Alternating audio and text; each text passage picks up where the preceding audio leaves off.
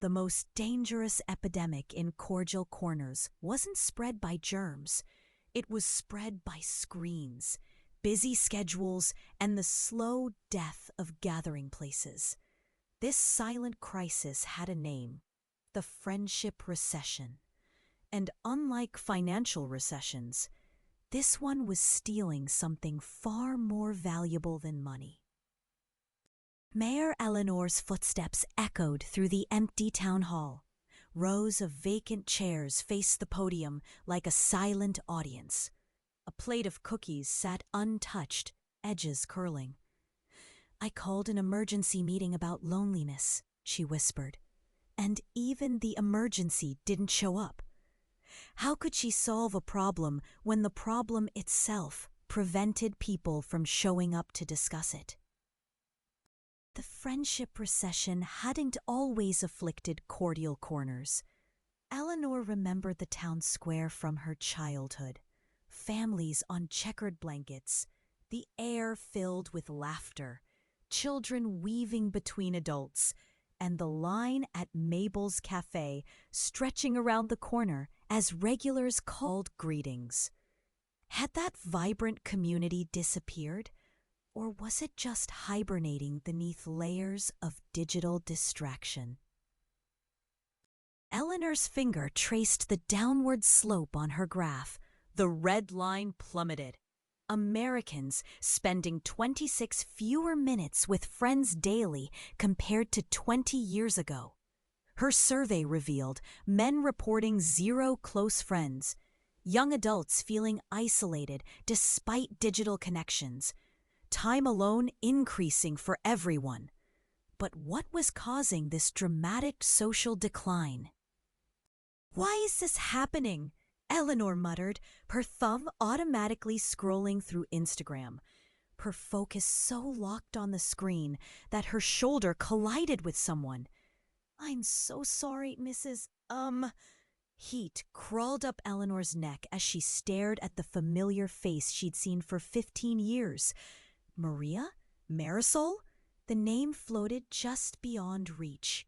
If the mayor herself couldn't remember her neighbor's name, what hope was there for the rest of the town? The next morning, Eleanor toured Main Street, notepad in hand. Where the community center once hosted bingo tournaments, a for lease sign hung in the window. The former bookstore now displayed pharmaceuticals. At the playground, empty benches surrounded idle swings, while a lone child swiped at a tablet, his mother's attention similarly fixed on her phone. "Is this all because of technology?" Eleanor called to Mr. Chen, catching him flipping his shop sign to closed at midday. "Can't talk now," he shouted, rushing to his car. "Working a second job since Maria got laid off. Maybe next time." His tires squealed, leaving Eleanor alone, another victim of the time pressures driving the friendship recession. Back at her desk, Eleanor mapped the connected factors. Social media provides snacks of connection rather than meals. Gig economy creating unpredictable schedules, longer commutes, third places declining. At the center, she wrote "Friendship Recession" in bold red letters. The medical journal in Eleanor's hands revealed the stakes. Social isolation increases mortality risk by 29%, equivalent impact to smoking 15 cigarettes daily. Higher blood pressure, increased dementia risk. Her hand trembled. The friendship recession wasn't just making people sad, it was killing them. "We're designing loneliness into our lives," Eleanor whispered, watching pedestrians pass without acknowledgement, earbuds in. The suburban development gleamed in the distance, houses with 3-car garages but no front porches, cul-de-sacs without sidewalks, the physical manifestation of how community design was accelerating the friendship recession. Morning light revealed Eleanor's kitchen table covered with sketches and diagrams. If people wouldn't come to her meeting about the friendship recession, she would restructure the town to bring people together.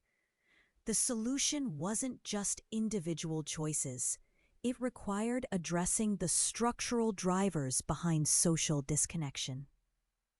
6 weeks later, Eleanor cut a ribbon across Main Street, now transformed.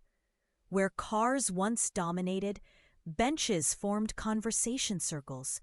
Chess tables hosted matches between strangers, and food trucks created a scented pathway. Children's laughter mingled with street music as people slowed their pace, recognizing forgotten faces, a direct counter to the urban factors feeding the friendship recession. The community center's windows glowed again, its sign proclaiming cordial commons, not home, not work, just community. Inside, seniors taught teenagers to knit, while students helped retirees with technology. A donation-based cafe served coffee, encouraging conversations that stretched for hours, the exact third place whose decline had fueled the friendship recession. "Welcome to Tech Free Tuesday," Eleanor announced at the pizza parlor, where phones rested in lockboxes on tables. Eye contact sparked between diners as conversations flowed without digital interruption. A father's surprised laughter filled the room as his daughter told a story he'd never heard before, challenging the social displacement driving the friendship recession. 6 months later, Town Hall overflowed with people sharing stories of reconnection. "Scientists have proven what we're experiencing," Eleanor explained. "Meaningful social connections predict happiness better than money or achievement, and they literally help us live longer, healthier lives." Eleanor spotted you in the back row, scrolling through your phone while others connected around you. When was the last time you spoke to your neighbor beyond a quick hello? When did you last spend time with friends without checking your phone? The friendship recession might be improving in cordial corners, but what about in your world? Remember, little one, yes, you, the grown-up reading this, friendships don't flourish on their own any more than neglected plants. They need regular watering, occasional pruning, and plenty of sunshine.